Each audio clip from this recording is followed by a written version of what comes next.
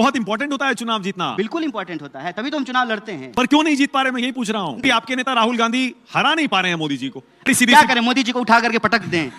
सफेद कपड़ा कहाँ गायब कहाँ रहते हैं, पहले ये बताइए। आखिरी बार हमने आपको पब्लिकली देखा था दिल्ली के चुनाव में। दरअसल आजकल ना किसी भी व्यक्ति की सक्रियता का पैमाना यह है कि अगर आप अपने सोशल मीडिया पे फोटो डाल रहे हैं, तस्वीर पोस्ट कर रहे हैं, तो आप सक्रिय हैं, और अगर आप नहीं डाल रहे हैं तो आप सक्रिय नहीं हैं। आजकल तो झूठ ज़्यादा है कि आप कहीं मत जाइए, घर में बैठे रहिए और दिन भर फोटो डालते रहिए, तो लोगों को लगेगा कि आप बहुत सक्रिय हैं। लेकिन आप दिन भर मेहनत कीजिए, लोगों के बीच जाके काम कीजिए, पैदल यात्रा कीजिए, जनता के बीच में काम कीजिए, लेकिन तस्वीर अगर पोस्ट नहीं कीजिए तो ऐसा लगेगा कि आप गायब हो गए। दिल्ली का चुनाव जब आप हारे मनोज तिवारी के खिलाफ, उस हार के झटके से क्या उबर गए हैं कन्हैया कुमार, क्योंकि लगातार दूसरा चुनाव हारे? देखिए, हारना हमारे लिए कोई नई बात नहीं है, क्योंकि जिसको आप हार कह रहे हैं ना, हम उसको हार की तरह देखते नहीं हैं। मजेदार बात देखिए, अभी आप दिल्ली चुनाव हो रहा है, दिल्ली चुनाव में आप सारी पॉलिटिकल पार्टी का घोषणा पत्र उठा करके देखिए। अगर सिंबल हटा दीजिए, अगर कलर हटा दीजिए, तो सबके घोषणा पत्र लगभग एक हैं। जो बीजेपी कल तक कह रही थी कि अरविंद केजरीवाल जी रेवरी बांट रहे हैं, ये रेवरी की पॉलिटिक्स है, तो अगर ये रेवरी की पॉलिटिक्स है तो रेवरी की पॉलिटिक्स आज भारतीय राजनीति के विमर्श के केंद्र में है। हर कोई जो है फ्री बिजली देने की बात कर रहा है, हर कोई फ्री एजुकेशन देने की बात कर रहा है, बस फ्री करने की बात कर रहा है। हम जब 2014 में ये बात बोलते थे, आपके चैनल पे जो हमारे विरोधी होते थे अक्सर कहते थे कि ये मुफ्त में आप देने की क्यों बात करते हैं। हमने कहा कि मुफ्त में देने की बात नहीं करते हैं, हम हक की बात करते हैं।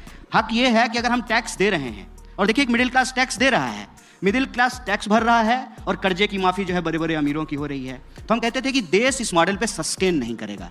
अगर आपको देश को सस्टेन कराना है, जैसे हमारा शरीर है, हमारी नाक बहुत लंबी हो जाए तो ये विकलांगता की निशानी है।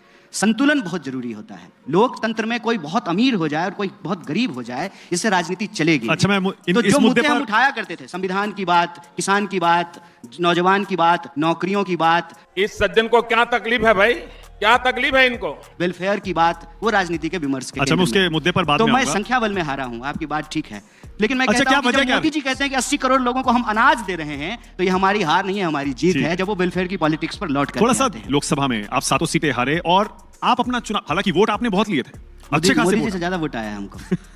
मजाक नहीं कर रहे हैं, आप वोट काउंट करके देख लीजिए, मोदी जी से ज्यादा वोट आया, अच्छा खासा वोट आया, वही मैं कह रहा हूं। लेकिन राजनीति को ना क्रिकेट मैच की तरह देखना नहीं चाहिए। हमारा ये कहना है कि मोदी जी जब मुख्यमंत्री थे, वो जो बोला करते थे, और आज जब वो तीसरी बार प्रधानमंत्री हैं, तो दोनों बात को मिला करके देखिए कि वो हारे हैं कि वो जीते हैं। वो कहा करते थे कि हम जब आएंगे तो मनरेगा को समाप्त कर देंगे, है हिम्मत, करेंगे मनरेगा को समाप्त।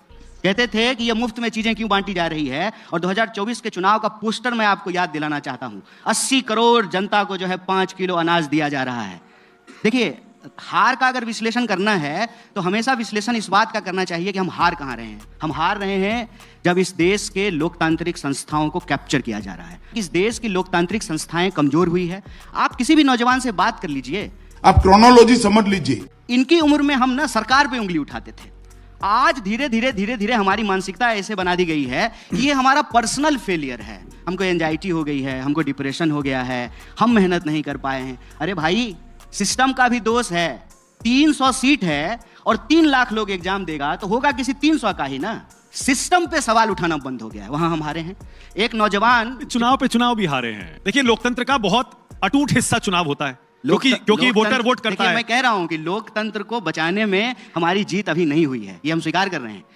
इसको हम कहां, पर चुनाव में भी जीत नहीं हो रही है। पर बहुत इंपॉर्टेंट होता है चुनाव जीतना। बिल्कुल इंपॉर्टेंट होता है, तभी तो हम चुनाव लड़ते हैं। हाँ, पर क्यों नहीं जीत पा रहे, मैं यही पूछ रहा हूँ। कहाँ गलती हो रही है? ऐसा नहीं है, या तो मुद्दे गलत उठा रहे हैं, ऐसा नहीं है। जो लोग मुद्दे उठा रहे हैं उन पर जनता यकीन नहीं कर रही है। आप अगर ये समझते हैं कि राजनीति में होने का मतलब सिर्फ खुद एमपी हो जाना है, तब हम हार रहे हैं। अगर आप ऐसा समझते हैं, हम ऐसा नहीं समझते हैं। हम समझते हैं कि जो 100 लोग कांग्रेस पार्टी के सिंबल पे जीत करके वहां गए हैं, वो भी हमारी ही बात उठा रहे हैं, तो हमारा एमपी होना नहीं होना मायने नहीं। पर आपकी पार्टी भी नहीं जीत पा रही है। इतने इंपॉर्टेंट मुद्दे आप उठाते हैं और आप लोकतंत्र और लोकतांत्रिक संस्थाओं की बात कर रहे हैं, बहुत अहम मुद्दे हैं। अच्छा, एक बात बताइए, फिर भी आपके नेता राहुल गांधी हरा नहीं पा रहे हैं मोदी जी को। अरे कोई कुश्ती का मैच थोड़ी चल रहा है, बॉक्सिंग थोड़ी हो रहा है।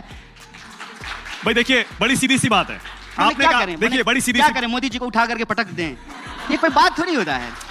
आप लोकतांत्रिक प्रक्रिया को देखिए ना, हम ये कह रहे हैं भाई चुनाव में पटखनी देनी चाहिए।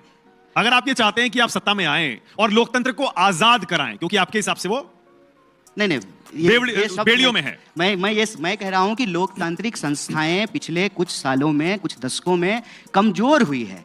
जिस तरह से हर चीज का सत्ता का केंद्रीकरण हो रहा है, पूंजी का केंद्रीकरण हो रहा है, ये किसी भी लोकतांत्रिक देश और समाज के लिए अच्छा क्या नहीं। इसी वजह से हार रहे हैं चुनाव? क्या इसी वजह से आपको लगता है वो भी चुनाव एक हार रहे हैं? वजह है। जनता को आप मूर्ख समझना बंद कर दीजिए।